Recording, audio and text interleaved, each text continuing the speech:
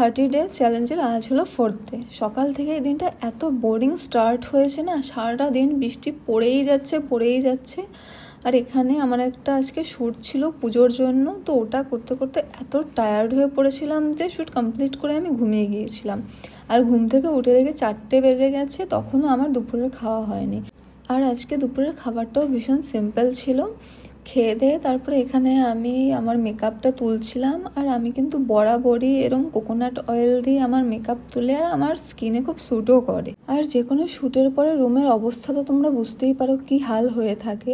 তো পুরো আমার বেডে ভরা জুয়েলারি আর মেকআপ প্রোডাক্ট ছিল, তো ওগুলো সব আমি গুছিয়ে রাখলাম। তারপরে একটু দোকানে চলে গিয়েছিলাম, ম্যাঙ্গো থেকে একটা ড্রেসেস নিয়েছিলাম যেটা একটু অল্টার করানোর ছিল আমার। আর ফিরে ডিনারটা আজকে আমিই বানাচ্ছি, আর আমি কিন্তু খুব ভালো রুটি করতে পারি। তো এভাবেই আজকে আমার দিনটা কেটে গেল।